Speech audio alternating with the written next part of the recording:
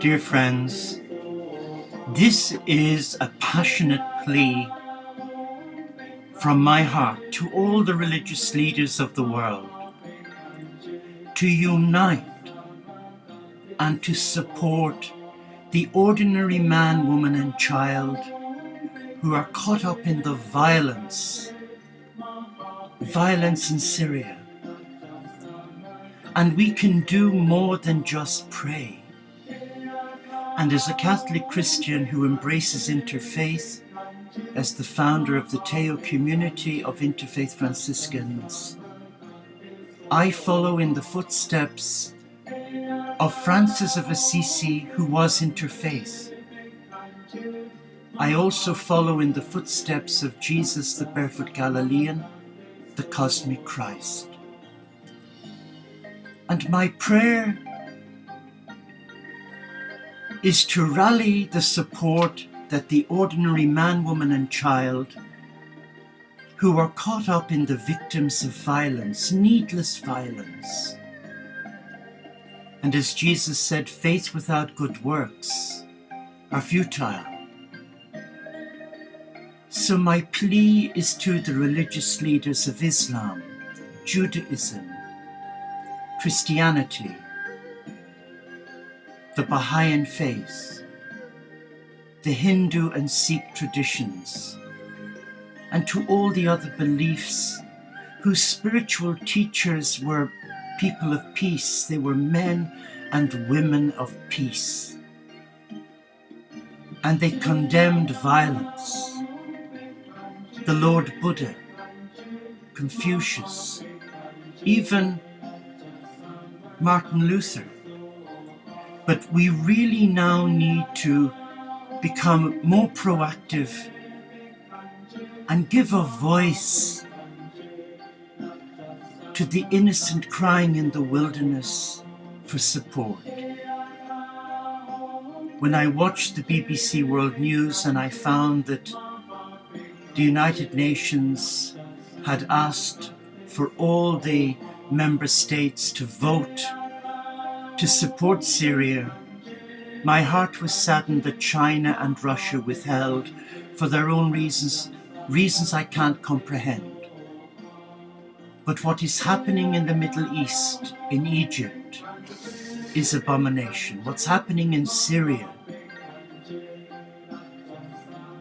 is pure evil. And yes, there are two sides to every story, as there are two covers to every book, front and back. But where our political leaders are losing themselves in rhetoric and political correctness, we have a voice if we are truly saying to the world that we are children of love, children of a loving God, regardless of the name we give that God. If we are truly followers of light, then we will come out of our ivory towers and we will give voice to the marginalized who are being persecuted in the name of love. They're being persecuted for no apparent reason other than upsetting another's ego. But I would like to share with you an interesting quote from Vladimir Ilyich Lenin, who in his deathbed confession to a Hungarian priest quoted in the Francis book, and this is what he says, this is what Lenin said: I have been mistaken. It was necessary, I suppose, to liberate the multitude of oppressed people, but our method has provoked other oppressions, frightful massacres. You know that my most awful nightmare is to feel myself drowning in the blood of countless victims. To save our Russia, what we needed, but it is too late now, was 10 Francis of Assisi. And these are his words on his deathbed to a Hungarian priest. And as a follower of St. Francis, I know that Francis embraced the divine through the natural world, and his love embraced all beliefs. He was a friend of the Sufis, and I know he loved the poetry from Rumi. And I know within our community, the Teo community of St. Francis, we are from all faiths and none. And we come without the labels, the baggage, the agendas and the guilt that many religions have imposed on the children of God. Shackles is a better word, where they've been enslaved to guilt and to fear. That is not God. God does not shackle his children like the children of Egypt and Syria and the Middle East, whose dignity has been violated by man's inhumanity to man. And I ask myself in my prayer time, where is God in the midst of all of this suffering? God is in the middle of it.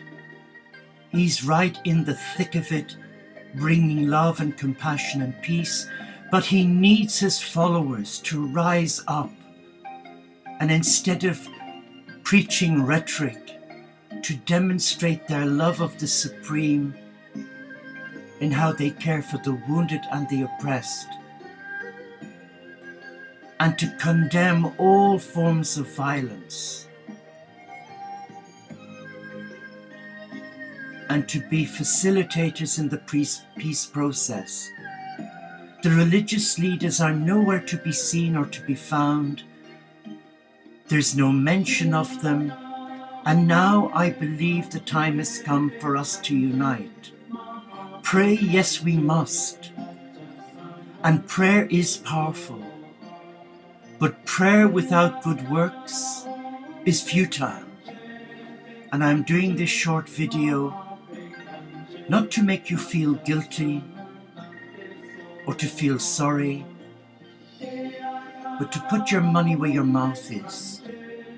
And if you invest in a loving God, then invest that love in acts of kindness by speaking out for the vulnerable, for those governments that are corrupt,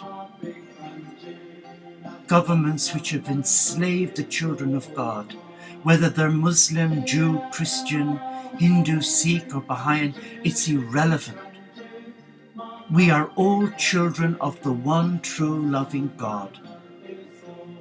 And it's a shame that we all have labels which alienate us. Where in the Islam faith you have got divisions tearing one another apart. Like in the Christian church, you have beliefs that discredit the other. These must stop. And we must be a people of peace. And if we say we love God and inflict violence on the children of God, then we are not a child of love. And if our hearts are not inspired by that love to stand up today and do something positive that's proactive, then our hearts are as guilty as those who perpetrate that violence.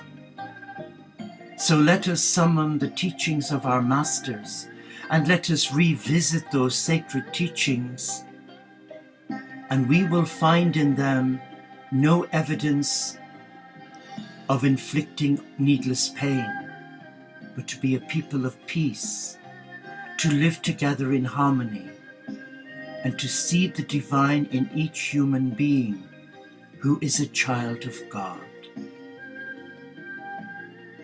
Let us speak up and let us nail our true colors to the tree of life.